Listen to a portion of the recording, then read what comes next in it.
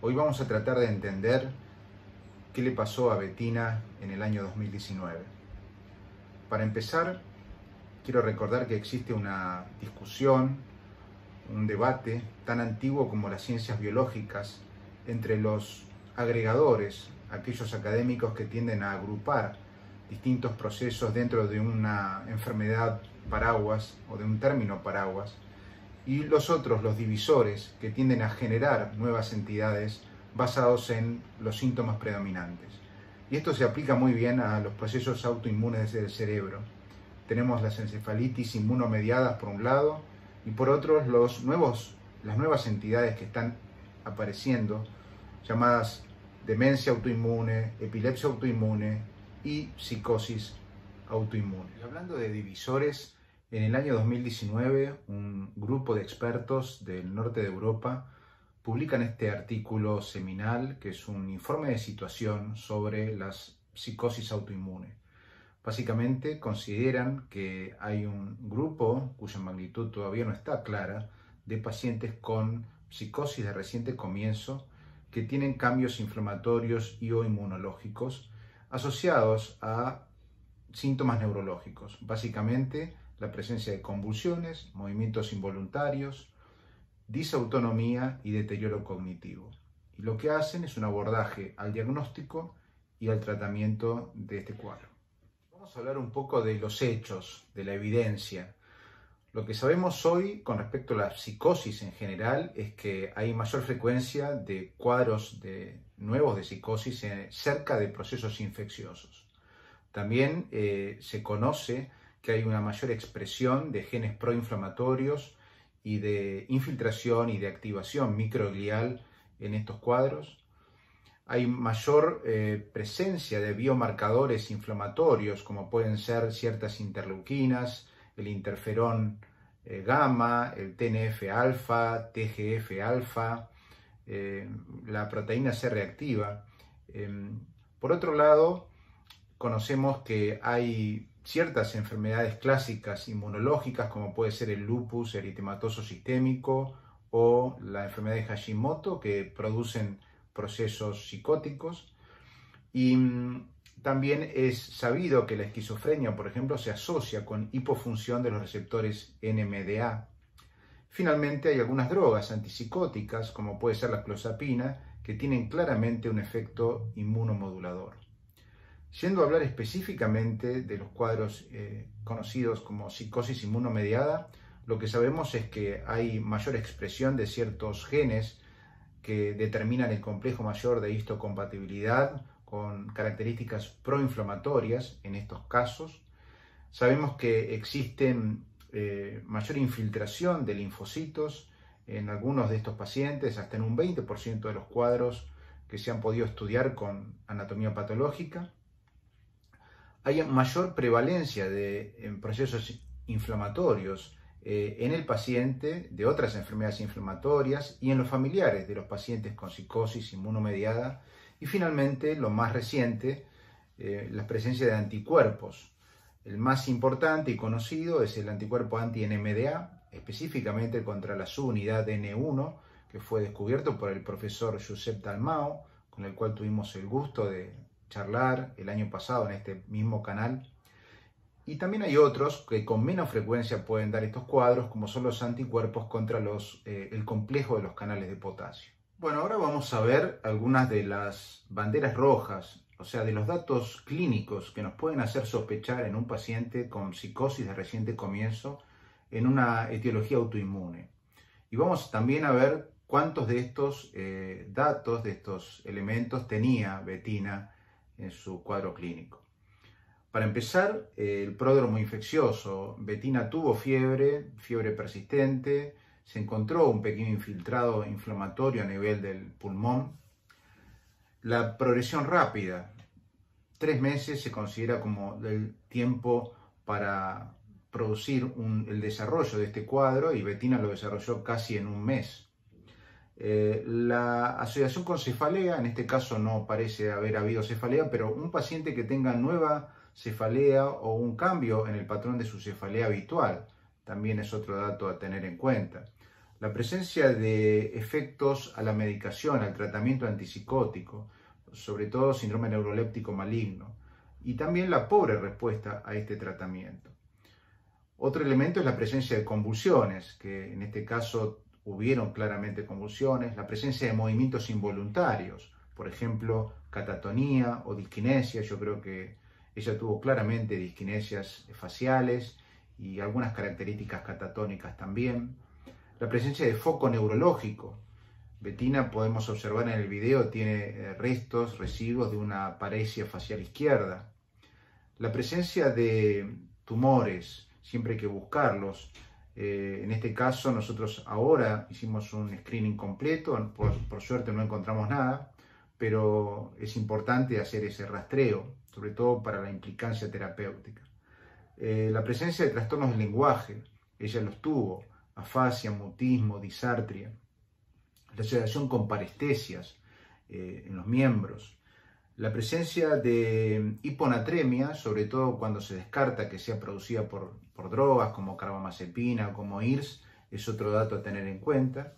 Y finalmente la asociación con otras enfermedades autoinmunes como lupus, como Hashimoto, que obviamente rápidamente nos hacen pensar en esta etiología. Este trabajo del año 2019 propone una serie de criterios diagnósticos posible, probable y definida que sirven como herramienta no solamente para evaluar a estos pacientes, tanto por psiquiatras o neurólogos, como para realizar estudios de investigación en forma comparativa. Los criterios son relativamente conservadores y todavía no han sido aceptados por todos los autores en el mundo. Sin embargo, los vamos a repasar. La psicosis autoinmune posible necesita tener una evolución del cuadro relativamente corta, menor a 3 meses, y uno de 7 criterios que vamos a nombrar, que son criterios clínicos. La presencia de convulsiones, la presencia de movimientos involuntarios, ya sea disquinesias o catatonía, la presencia de una respuesta anormal a los antipsicóticos, con fiebre, rigidez o aumento de la CPK, las alteraciones disautonómicas, sobre todo a nivel de la temperatura corporal, a nivel del, de la presión arterial y de la frecuencia cardíaca, la disminución del sensorio, del nivel de sensorio y las alteraciones cognitivas que sean severas y desproporcionadas, y la presencia de un tumor que sea de reciente diagnóstico o que se diagnostique en ese momento. Teniendo entonces la evolución temporal y una de estas 7, ya tenemos este diagnóstico de psicosis autoinmune posible y tenemos que avanzar con los estudios paraclínicos. Ahora vamos a ver la psicosis autoinmune probable. Acá vamos a necesitar que cumplan los criterios de posible y vamos a recurrir a 3 buenos amigos que son los estudios paraclínicos: el electroencefalograma, la punción lumbar y un estudio de imágenes que debe ser resonancia magnética. Aunque el paciente se mueva, tenemos que hacerlo bajo anestesia con los cuidados necesarios. Entonces, hay 2 alternativas. Una es uno de los 2 que vamos a decir ahora, o la otra es 2 de 3 que vamos a decir después. Los primeros 2 con los cuales vamos a poder contar es la presencia de pleocitosis en el líquido, más de 5 células, que Bettina los cumplía, o la presencia de alteraciones en la resonancia magnética. Se piden lesiones bilaterales en secuencia FLAIR, sobre todo a nivel de los lóbulos temporales.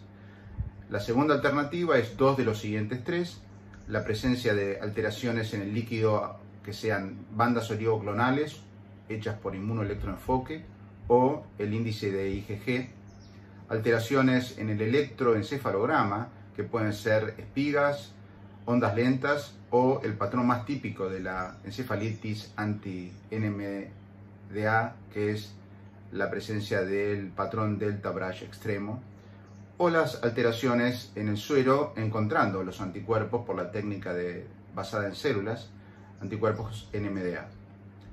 Bien, teniendo entonces este patrón, ya vamos a definir la forma probable. Finalmente, la forma definida de psicosis autoinmune va a estar dada por el hallazgo de los anticuerpos en el líquido cefalorraquídeo, anticuerpos IgG, siempre realizados por la técnica basada en células.